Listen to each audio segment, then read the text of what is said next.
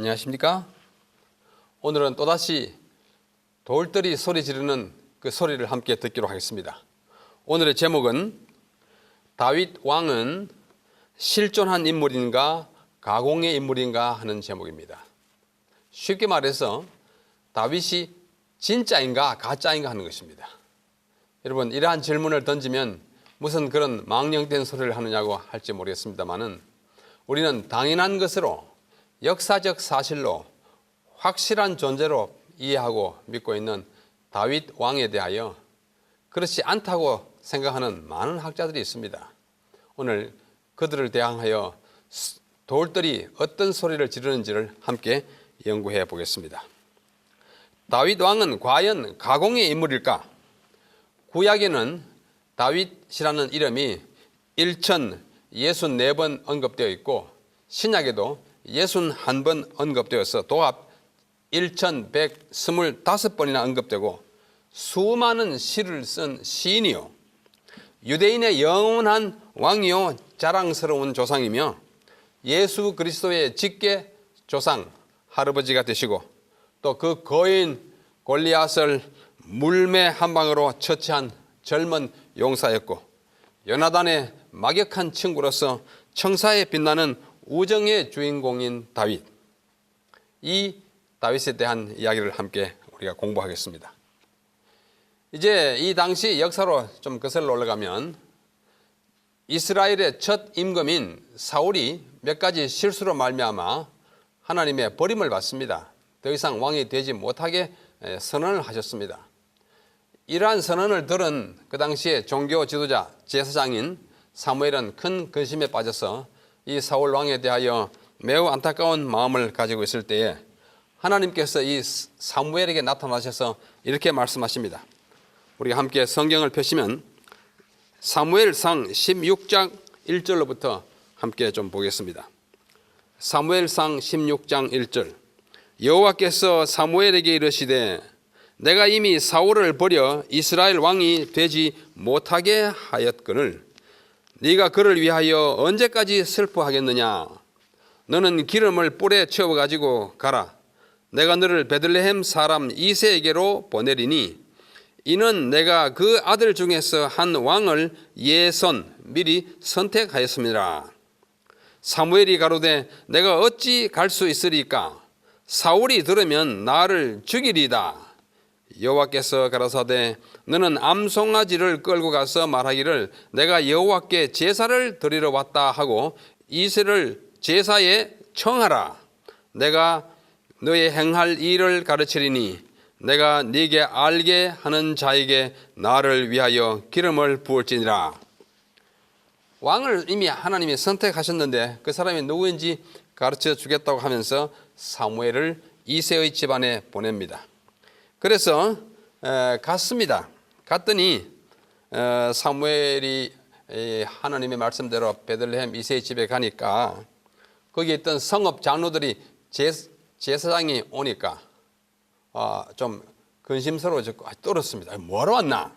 그래서 평강을 위해서 오셨습니까? 하고 물었습니다. 사무엘이 좀 얼버무리면서 이새에게 귀속말로 했겠죠. 하나님께서 너의 아들 가운데 한 사람을 왕으로 세우셨단다. 오늘 그 사람에게 내가 기름을 부으러 왔다고.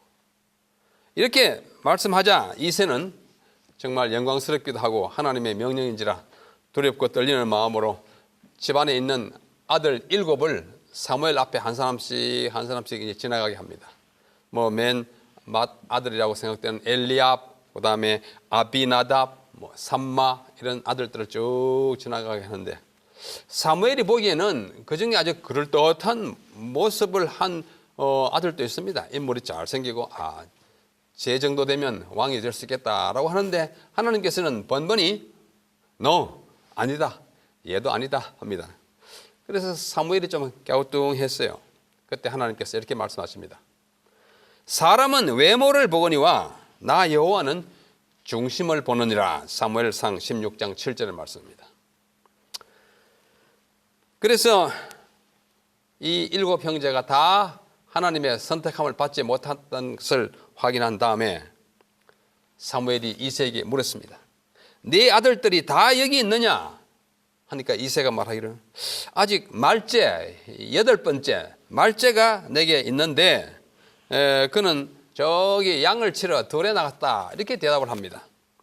사무엘이 이새에게 말하기를 얼른 사람 보내서 걔를 좀 데리고 오너라 이렇게 했습니다. 그가 여기 오기까지는 나의 임무가 다 안 끝났기 때문에 내가 저녁상을 받을 수도 없고 내 기다릴 수밖에 없다. 사람을 빨리 보내가지고 제일 막내 아들 다윗을 데리고 옵니다. 지금 뭐 하다 옵니까? 들에서 양을 치다 옵니다. 작업복을 입었습니다. 그 양의 오줌이 묻은 진흙이 묻은 작업복을 입고 헐레벌떡 제사장이 오라 하니까 호출돼가지고 왔습니다. 들어오는데 보니까 그의 빛이 붉고 성경은 그렇게 묘사합니다. 눈이 빼어나고 또 얼굴이 아름답더라. 하나님께서 이 사무엘로 하여금 이 말째 아들 다윗을 그렇게 보게 하시는 것입니다. 여호와께서 가라사대 11절 말씀이요. 이가 그니 일어나 기름을 부어라. 이가 그니 아주 압축된 말입니다. 좀 우습지만 저의 타고난 방언인 경상도 방언으로 말하면 야가 가다 이런 뜻입니다. 야가 가다. 그래서 사무엘이 기름불을 취하여 그 형제 중에서 그에게 붓습니다. 기름을 붓습니다. 이제 왕으로 택정되었다는 사실을 선포하는 것입니다. 이날 이후로 다윗이 여호와의 신에게 크게 감동되니라. 사무엘이 떠나 라마로 가니라. 들에서 양을 치다가 갑자기 불려와서 졸지에 기름 부음을 받은 청년 다윗입니다. 이제 왕으로 선택된 것입니다. 그때 입고 있던 그 양의 오줌이 묻은 진흙이 묻은 그 작업복을 다윗은 왕이 된 다음에 예루살렘 궁전 왕의 집무실 바로 바깥 벽에다가 이 작업복을 평생토록 걸어두었다는 전설이 전해지고 있습니다. 우리가 하나님의 부르심을 받는 것은 무슨 고상한 자리에 있을 때가 아닙니다. 우리 삶의 현장에 있을 때, 나의 임무를 수행하고 있을 때 그 충성스러운 현장, 그 직무 수행을 하고 있을 때 하나님은 부르시고 그를 세워서 위대한 종으로 삼으시는 것입니다. 이래하여 왕이 되긴 했지만은 다윗은 7년 반 동안이나 예루살렘에 입성하지 못하고 저기 남쪽에 있는 헤브론이라는 곳에서 아직 임시 정부를 차리고 팔레스타인에 아직 통일되지 아니한 지역을 돌아다니면서 이제 말하자면 정벌 작전에 나가는 것입니다. 군사를 몇백 명씩 데리고 이 마을 저 마을로 해서 이제 완전히 나라를 정복, 아주 자기의 통할 하에 두는 일을 마치기까지는 7년 반이나 걸렸습니다. 그럼 마침내 예루살렘에서 위대한 왕으로 이제 그 직무를 수행하게 됐을 때 하나님께서는 한번 이렇게 말씀하십니다. 선지자 나단을 통해서 이렇게 말씀하셨습니다. 여기 사무엘 하 7장 8절로 11절의 말씀입니다. 그러므로 이제 내 종 다윗에게 이처럼 말하라. 만군의 여호와께서 이처럼 말씀하시기를 내가 너를 목장 곧 양을 따르는 데서 취하여 내 백성 이스라엘의 주관자를 삼고, 그러지 않았습니까? 양치다가 와서 왕이 됐어요. 네가 어디를 가든지 내가 너와 함께 있어 내 모든 대적을 내 앞에서 멸하였은즉, 다 이제 천하를 통일해가지고 완전히 정복했으니 세상에서 존귀한 자의 이름같이 내 이름을 존귀케 만들어 주리라 그랬습니다. 이름이 존귀한 이름이 되었습니다. 내가 또 내 백성 이스라엘을 위하여 한 곳을 정하여, 이 말은 참 의미 있는 말이에요. 한 곳을 정하여. 지금까지 그 전에 떠돌아다녔습니다. 군대를 이끌고 이 마을 저 마을로.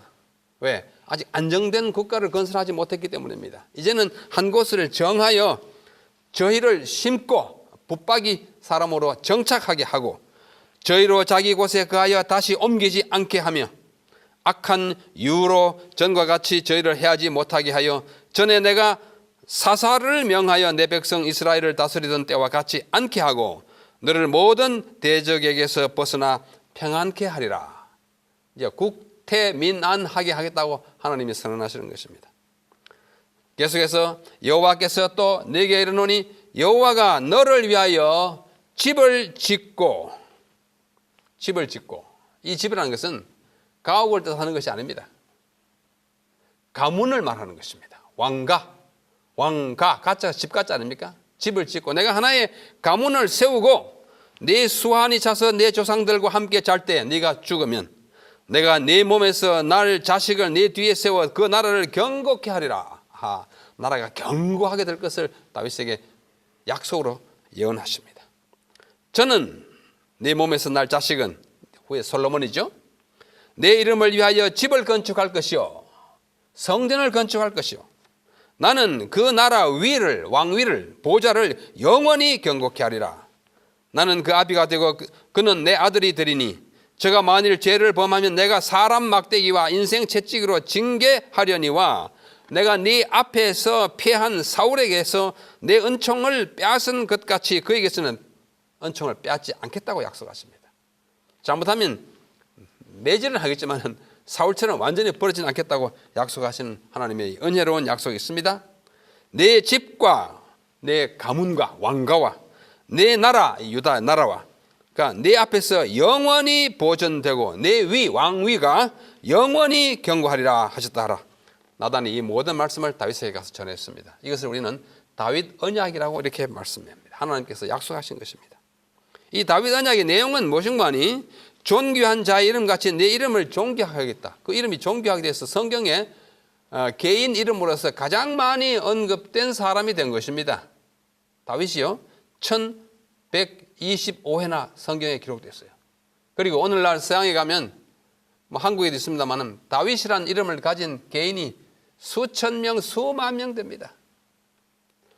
좀 무서운 얘기지만 미국에 가서 초등학교, 중학교, 고등학교에 가서 데이빗 부르면 한꺼번에 한 100명이 있으면 한 10명 가까이 딱 돌아봅니다. 데이빗 그렇게 많아요.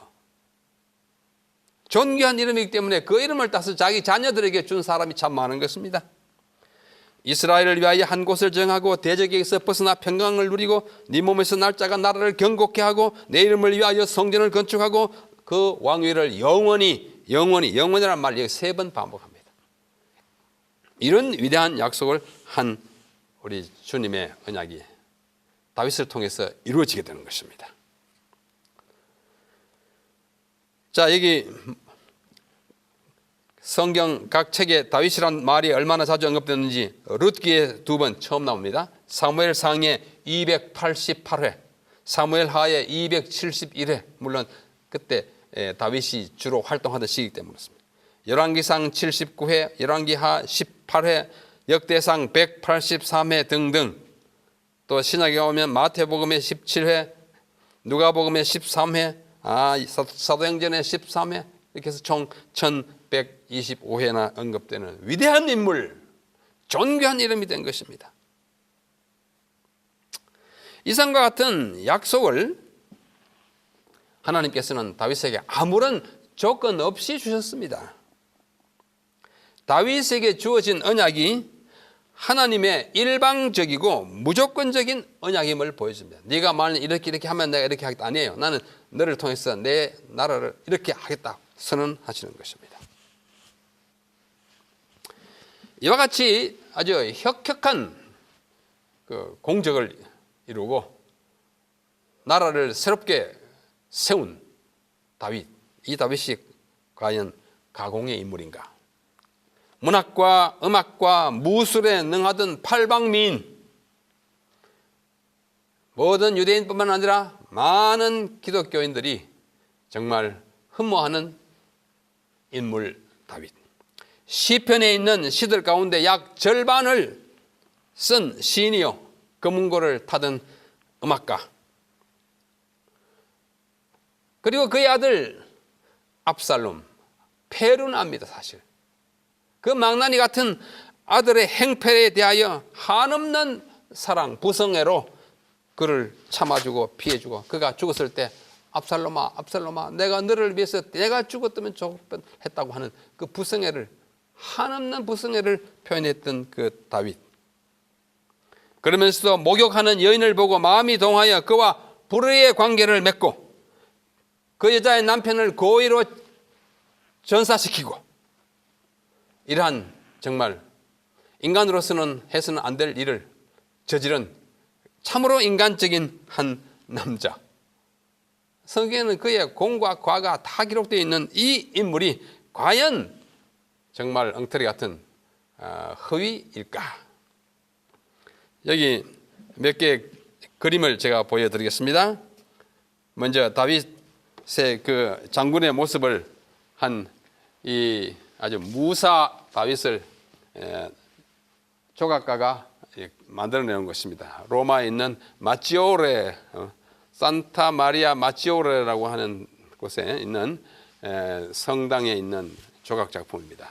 니콜라스 코르디에라고 한 사람이 만든 것이고, 그 다음 보면 이게 바로 제사장 또는 선지자 사무엘이 여러 형제들 가운데 다윗에게 뿔로서 기름을 붓는 광경을 그림으로 그리겠습니다. 이것은 AD 3세기에 그린 것인데 지금 시리아에 있는 한 벽화입니다.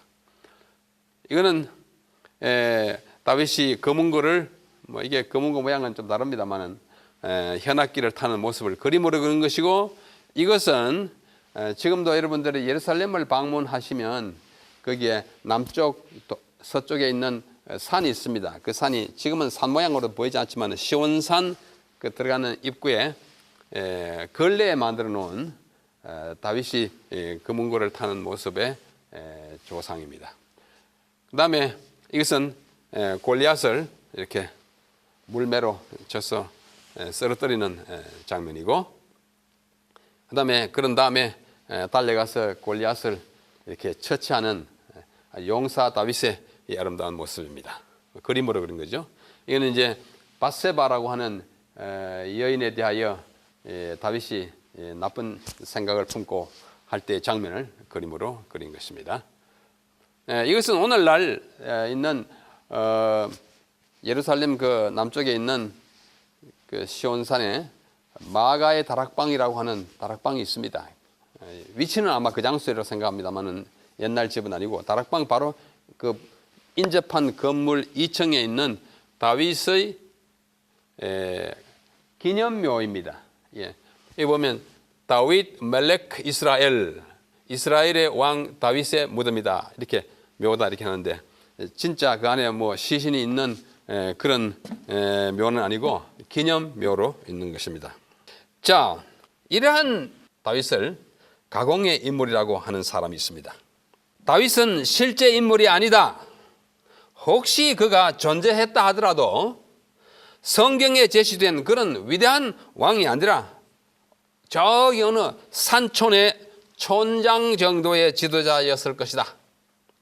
다윗성은 가공적인 도성이고, 다윗이란 인물도 제사장들이 자신들의 역사를 찬란하게 만들기 위하여 영웅적인 왕으로 조작한 것이다. 이렇게 말하는 사람이 있는데, 이 사람이 뭐 어느 길거리의 사람 같으면은 우리가 무시해야 되지만은, 이 사람이 지금도 살아있는 이스라엘의 아주 최고위급 고고학자의 말입니다. 지금 여러분들이 이스라엘을 가면은 공항에 내리는데 그 공항이 벤구리온 공항이고, 공항이 있는 곳이 텔아비브입니다. 텔아비브에 대학이 있습니다. 국립대학이 하나인데, 그 대학의 고고학 교수인 그 이름이 바로 이스라엘 핑켈슈타인이에요. 그 사람 이름도 이스라엘입니다. 자, 여기 그 사람 얼굴을 한번 보십시다. 이분이에요. 이름이 이스라엘 핑켈슈타인인데 텔아비브 대학교의 고고학 교수인데, 이분이 아까 제가 읽은 그 말씀을 한 것입니다. 다윗은 옛날 어디 시골 마을의 촌장 정도밖에 되지 않는다고 그렇게 말했어요. 여기 이스라엘의 초기 역사와 다윗 시대에 관한 고고학 증거들이 계속 발굴되고 있음에도 불구하고 비평적인 학자는, 이분은 아주 비평적인 학자입니다. 여전히 다윗의 실제에 대하여 의심을 품고 있습니다. 왜냐하면 다윗이 다스리던 고대 이스라엘의 그 주변 상황에 대한 유품들은 많이 나오지만은, 출토품 나오지만은, 다윗의 이름이 직접 언급된 명각이나 문헌이 발굴되지 않았기 때문입니다. 그러던 중에 지금으로부터 딱 20년 전에 1993년에 발견된 매우 중요한 하나의 증거가 이 비평가들의 입을 막고 그들의 견해를 다시 고치게 할 수밖에 없는 그러한 발견으로 우리 앞에 다가옵니다. 이것은 히브루 유니언 대학교, 유대인 그 대학교 중에 아주 유명한 대학입니다. 미국에도 있고 예루살렘에도 있고 이렇게 한데, 그 히브루 유니언 대학교라고 하는 대학교에 넬슨 글락 성경 고고학 연구소가 있는데, 그 연구소 소장인 아브라함 비란이라고 하는 교수가 있습니다. 이번에 아직도 살아계십니다. 이 교수가 이끄는 발굴단에 의하여 한 돌이 발견된 것입니다. 우리가 지금 돌 이야기하고 있지 않습니까? 돌들이 소리 지르랴.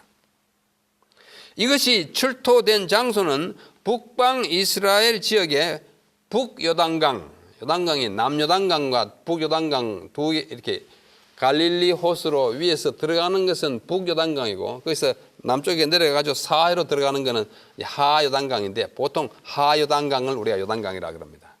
이것은 북요단강이에요. 북요단강에 그 물이 아주 콸콸 쏟아져 나오는 그 샘이 있어요. 그 샘이 있는 곳이 텔단이라고 하는 것입니다. 단 지파가 옮겨가서 살던 곳이에요. 그래서 이 발견된 명각 돌덩이를 텔이라고 하는 말은 고대 고고학적 그 유적지를 텔이라고 합니다. 히브리 말로 텔단, 석비, 돌로 된 비석이라고 칭하고, 한편 이 석비가 오늘 우리에게 매우 중요한 것은 그 안에 바로 다윗의 집, 이 집은 가옥을 뜻하는 것이 아닙니다. 아까 서두에 말씀드린 바와 같이. 그래서 왕가를 말합니다. 다윗 왕가라고 하는 이 글이 있기 때문에 이 석비장 자체를 다윗의 집 석비라고도 합니다. 이 석비는 아브라함 비란이 그 단에서 27년 동안 땅을 파왔어요. 뭐 옛날에 그 무슨 유적이 남아있지 않나. 많은 것을 발견해낸 것 가운데 이 텔단 석비는 그 모든 발견물들의 면류관이라고 할 만큼 아름답고 귀한 것입니다. 바로 이분이 아브라함 비란 교수입니다. 조금 젊었을 때의 모습이고 근래의 모습입니다. 이 돌이 조금 전에 말씀드린 그야말로 돌이에요. 뭐예요? 이름이 텔단 석비입니다. 그래서 이 비란 교수는 그 원래 이름이 아브라함 버그만이었는데 아마 조상의 이름을 도로 찾았는지 요즘은 아브라함 비란이라고 하고 27년 동안 텔단을 발굴해가지고 많은 보고서와 저술을 냈습니다. 뭐 참고로 제가 여기 있습니다만은 보여주는 하겠습니다. 자, 그 다음 그림을 보면 텔단이라고 이제 글자가 보이지 않습니까? 이 텔단이 바로 그곳입니다. 제가 몇 해 전에 갔을 때 제가 직접 찍은 사진인데요. 이 텔이라고 하는 말은 고대인들이 살다가 버려둔 유적지, 이 마운드, 영어로 마운드라고 그러죠. 또는 토르라고 우리말로 하기도 합니다. 그 다음에 이거는 단이에요. 텔단, 영어로는 텔단. 들어가면 안에 여러 가지 있는데요. 자, 그 다음 보십시다. 들어가면 이게 단 사람들이 사용하던 고대 우물입니다.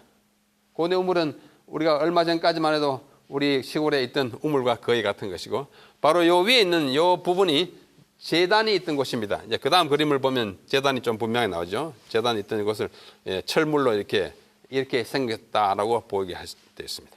그 다음에 이렇게 쭉 가다 보면 문이 있어요. 성문. 그 성문도 아주 유명한 문인데, 자, 그 성문 가까이에서 발견한 것이 바로 이 돌입니다. 이것이 텔단 석비예요. 1993년에 이것을 발견해가지고 사람들이 깜짝 놀랐어요. 왜냐하면 여기 보다시피 첫째, 둘째 해가지고 13줄로 되어 있습니다. 하나, 둘, 셋, 넷. 그래서 이 9번째 줄. 9번째 줄요. 네, 보면, 바로 다윗의 집이라고 하는, 그 다윗의 집이라고 하는 글자가 기록되어 있습니다. 조금 이따 이제 구체적으로 보여드리겠습니다. 자, 그러고 나서 그 다음 해에 1994년에 이것 조각이 있으니까 깨진 조각이 있었겠다 생각가지고 또 파고 가지고 그 다음에는 요것과 요것을 다시 발견했습니다. 그래서 이렇게 갖다 놓았어요. 놓고 9번째 줄, 그래 여기 베이트 다윗입니다. 우리 히브리어 글자를 좀 아시는 분들은 이게 델타예요. 다윗, 베이트, 집, 다윗의 집, 다윗의 왕가. 어떤 가옥을 뜻하는 게 아니에요. 가문을 뜻하는 것입니다. 그래서 이것이 발견되면서 다윗이라고 하는 이름이 실제로 기록된 명각이 지금으로부터 약 3000년 전에 그때 그 모습으로 나타나는 것입니다. 자, 다시 한번 간단히 말씀드리면 1993년에 비란 교수가 지휘하는 발굴단의 공식 연구원이었던 질라 쿡라고 하는 여자 연구원이 있었는데 그가 성문 유적에 대한 세부적인 구도를 이렇게 그리고 이렇게 그리려면 앞에 보고 이제 그려야 하는데요. 그런데 그 주변에 있는 땅 속에 돌멩이들이 자꾸 나오는데 그 중에 하나를 보니까 아주 면이 아주 맨드름하고 거기에 글자가 잘 써 있습니다. 글자가 아주 명확하게 써 있기 때문에 금방 판독이 됐습니다. 너무나 분명하게 써 있었습니다. 그래야 이 석비는 졸지에 세계적인 이목과 관심의 대상이 된 것입니다.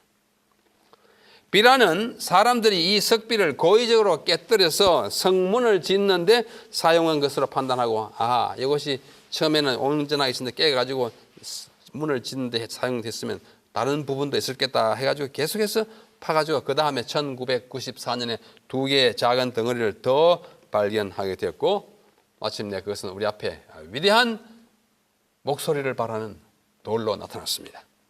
이 비란 교수가 미국의 아주 유명한 고고학자인 랜돌 프라이스라고 하는 사람의 방문을 받고 두 사람이 인터뷰하는 내용이 나옵니다.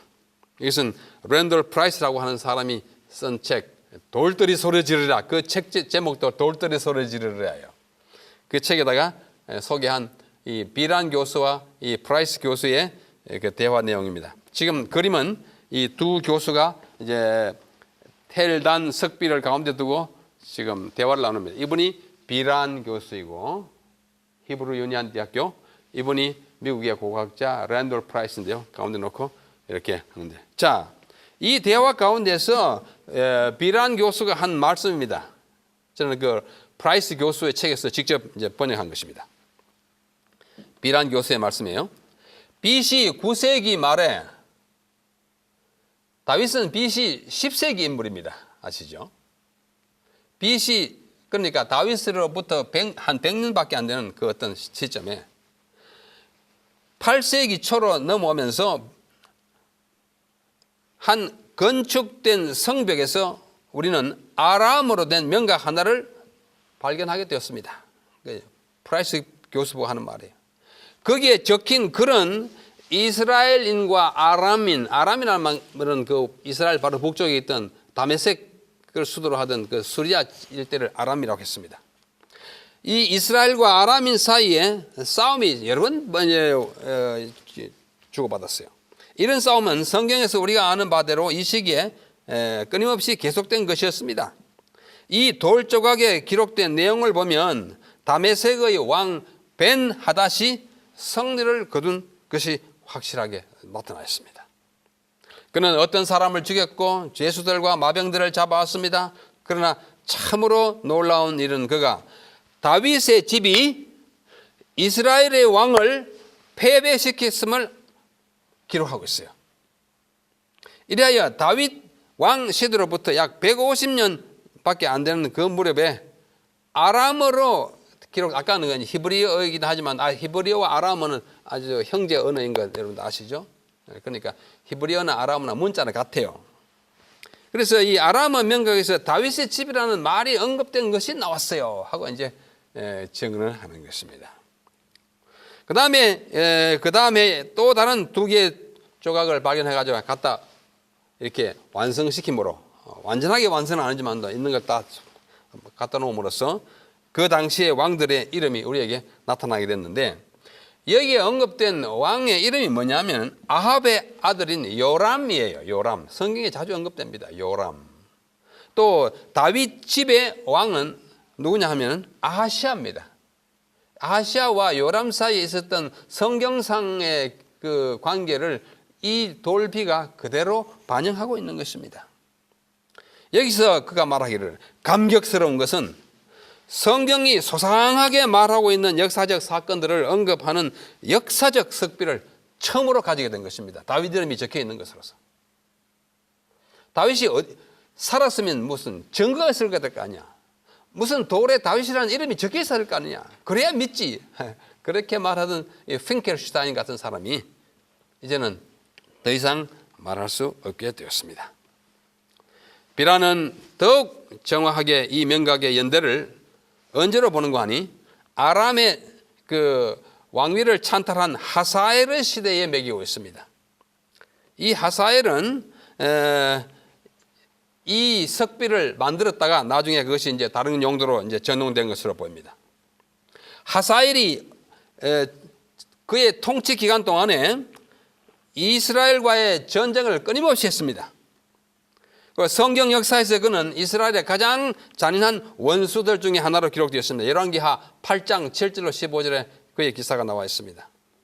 그는 선지자 엘리사로부터 당신 앞으로 왕이 되겠다는 예언을 듣습니다.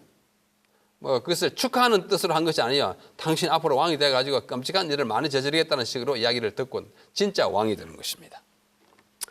그래가지고 그는 성경에 이제 벤 하닷으로 인정되는 아다 니라리 같은 왕을 죽이고 마침내 BC 842년에서 840년에 아람을 통치하는 군주로 등극하는 것입니다. 그는 등극하고 나서 즉시로 이스라엘과 유다와 블레셋과 계속 충돌합니다. 아주 호전적인 사람이었어요.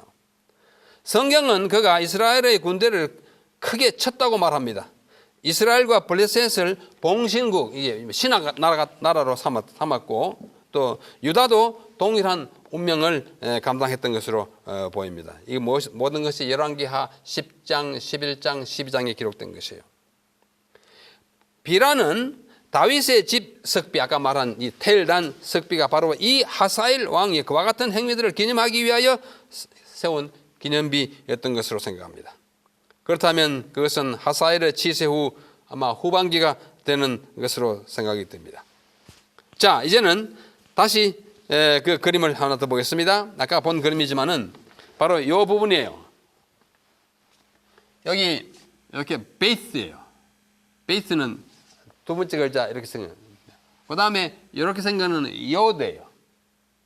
그 다음에 이렇게 생긴 거는 타오입니다. 그러니까 베이스 해가지고 집. 그 다음에 이것은 달레스. 그 다음에 다시 와우 달레스 해가지고 베이스 다윗. 다윗의 집이라는 이제 말이 언급되면서 흰 부분입니다. 그 다음 그림에서는 자, 이 13줄밖에 남아있지 아니한 이 석비의 명각 내용을 번역했습니다. 자, 그 번역을 다시 우리말로 옮기면, 자, 첫째 줄은 글자가 몇 개 안 남았어. 무슨 뜻인지 잘 몰라요. 둘째 줄, 나의 아버지는 올라갔다. 이 벤하닷이 쓴 거예요. 그리고 나의 아버지는 돌아가셨고 그는 그의 운명으로 돌아가셨다. 이스라엘은 전에 나의 아버지의 땅에서 나는 이스라엘과 싸웠고 하닷은 내 앞에서 나아갔다. 이제 완전한 문장이 아니어서 점점점이 많습니다. 나의 왕, 그리고 나는 그들 중에서 몇 명의 보병과 몇 대의 병거와 2,000명의 기병을 죽였다. 자기가 전공을 쫙 과시하고 있는 거예요. 나는 이스라엘의 왕을, 이 누구예요? 요람을, 그리고 왕을 아시아를, 다윗의 집에 왕을, 그리고 나는 두었다. 뭘 두었는지 확실히 몰라요. 그들의 땅을 등등등 이스라엘을 포위했다. 이런 식으로. 여기 다윗 집의 왕 아하시아를, 또 그 다음에 이스라엘의 왕 요람을 자기가 쳐부쉈다는 얘기를 여기 쓰고 있습니다. 다윗 왕가를 말하는 것입니다. 방금 본 이 본문에서 볼 수 있는 바와 같이 다윗의 집이라는 말이 적힌 부분 9번째 줄입니다. 이 부분은 이스라엘과 유다의 왕들을 살해하는 문맥 가운데 쓰고 제7행으로부터 8, 9행을 재구성하여 다시 온전하게 번역하면 다음과 같습니다. 나는 2,000명의 기병과 이스라엘의 왕 아합의 아들 요람을 죽였고 나는 또한 다윗의 집 가문의 왕 요람의 아들 아시아를 죽였다. 이런 말이 되는 것입니다. 이건 성경과 아주 부합하는 것입니다. 다윗의 왕가를 언급하는 것입니다. 텔단 석비, 다른 말로 하면 다윗의 집 석비는 다윗의 집이라는 말을 왕가 또는 왕조의 이름으로 사용하고 있는 것이 분명합니다. 방금 본 베이트 다윗의 집 이렇게 말하는 것입니다. 이것을 다윗은 베이트레헴처럼 무슨 지명을 뜻한다고 하는 지명일 수가 없어요. 문맥을 보면. 이것은 분명히 열왕기상 12장에 있는 내용을 반영하고 있는 것입니다. 이것이 성경 이외의 문헌, 즉 이방 왕이 만든 석비에 기록되었다는 점은 대단히 큰 의미와 중요성을 가집니다. 그것은 BC 9세기 말엽에 만들어진 것으로서 다윗의 존재를 고고학적으로 입증하는 희귀한 자료들 중에 하나이고 다윗의 집이라는 용어를 기록한 명각으로는 첫 번째 것이 되는 것입니다. 이 돌이 그렇게 소리하는 것입니다. 다윗이 죽은 다음에 한 150년쯤 됐을 때 기록된 그 문헌에 9세기에 그에 이어 최근에 프랑스의 학자 하나 있습니다. 그의 이름은 앙드레 르메르라고 하는 분인데 이분은 텔단 석비, 오늘 본 이 석비가 역사적 다윗의 신원을 확인해 주는 그 사실에 더하여 또 하나의 증거를 우리에게 제시하고 있습니다. 그가 제시하는 증거는 이 그림에서 보는 바와 같이 이렇게 아주 아담하게 생긴 이 길이가 한 1m, 폭이 한 60cm, 그 다음에 이 두께가 한 40cm 되는 것인데 이것은 모압 돌이라고 그럽니다. 일명 메사 왕의 치적을 말하기 때문에 메사 돌이라고도 합니다. 그런데 이것은 1868년 8월에 디본, 성경에 디본이 나옵니다. 이사야 15장 2절에 보면 디본, 메드바 여러 가지 도성이 나오는데 그 중에 한 도성이에요. 사해 동쪽에 있는 고대 도성입니다. 거기서 독일인 탐험가 클라인이라고 하는 사람이 발견했어요. 여기에 이것이 쫙 이렇게 기록이 많이 했는데 보시다시피 많이 깨어졌어요. 발견하자마자 사람들이 막 물을 붓고 열을 가해가지고 깨뜨렸어요. 그래가지고 이제 좀 어렵게 됐는데 그 중에 한 부분에는 확실하게 읽을 수 없지만은 영어로 하면 House of D는 다윗의 첫 글자일 것으로 추정합니다. 이 르메르 교수가. 우리말로는 디귿의 집, 디귿이 뭘까? 다윗이 아닐까 생각합니다. 만약 이것이 다윗의 집이라면 아까 그 돌과 함께 텔단 석비와 함께 다윗의 가문을 언급하는 두 번째 돌이 되는 것입니다. 확실치 않아서 우리가 주장하기는 힘듭니다. 다윗 왕의 역사성을 의심하거나 부정하는 사람들은 이제 그들의 주장에 힘을 잃기 시작했습니다. 왜? 증거가 나왔기 때문입니다.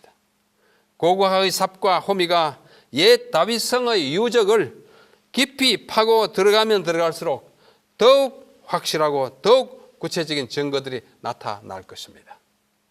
오늘은 시간 관계로 여기까지 합니다만은 다윗 왕의 왕궁을 지금도 파고 있습니다. 탐색하고 있습니다. 거기에는 많은 유적들이 나옵니다. 그 다음에 이어지는 그림은 아까 본 것입니다만 이렇게 여러 그림들이 역사적으로 다윗을 칭송하고 다윗을 정말 아름답게 묘사하고 또 여기 미켈란젤로의 다윗의 비록 나신이어서 좀 보기 이상하지만은 유명한 그림이죠. 이런 것들이 있습니다. 여기 예수님이 순환주일 감람산에서 나귀를 타고 내려오실 때 많은 사람들이 떠들었습니다. 우리 예수님 메시아 호산나. 그런데 바리새인들이 와가지고 예수님 저 사람들 좀 조용하게 하라고 왜 이렇게 시끄럽게 구냐고. 그때 한 우리 주님의 대답의 말씀, 유명한 말, 누가복음 19장 40절. 내가 너희에게 말하노니 만일 이 사람들이 잠잠하면 돌들이 소리 지르리라. 그래서 우리가 이렇게 드리는 말씀의 총제목을 돌들이 소리 지르는 돌들이랍니다. 성경은 확실한 역사이고 진실한 기록이며 동시에 그것은 하나님의 말씀이요 또 인간의 구원의 방법을 기술한 구원의 교과서입니다. 그것은 1.1획이라도 틀림이 없는 영감의 기록이요 우리가 믿을 수 있는 안전하고도 틀림이 없는 역사적 문헌입니다. 이것을 증거하는 돌들의 소리에 귀를 기울이는 것은 이 시대에 참으로 합당하고 바람직한 일이라고 생각합니다. 저는 수많은 돌들을 파놓은 곳을 또는 간직된 곳을 찾아다니면서 오랫동안 연구했습니다. 그것이 너무 귀하고 돌들이 너무 많아서 이 두 권의 책으로 우리가 낸 적이 있습니다. 하나는 제가 썼고 하나는 우리 이주환 박사와 함께 썼습니다마는 하나는 소리 지르는 돌들, 또 하나는 고고학의 사보로 파낸 성경의 역사. 우리 각 합회 섭외에서 아마 취급하고 있는 줄로 압니다마는 혹시 잘 구입할 수 없으면 뭐 저에게나 우리 여기 본부로 연락하시면 언제든지 마련해 드릴 수 있습니다. 우리 모두 소리 지르는 돌들에 귀를 기울이면서 하나님의 말씀이 영구적으로 불변하는 진리의 말씀이요 확실한 역사적 기록이라는 사실에 대한 확신을 가지고 우리 힘껏 전도하며 또 말씀을 연구하는 위대한 하나님의 백성들 다 되시기를 간절히 바라면서 1년에 소리 지르는 돌들에 대한 강의를 마치겠습니다. 그동안 경청해 주셔서 대단히 감사합니다. 안녕히 계십시오.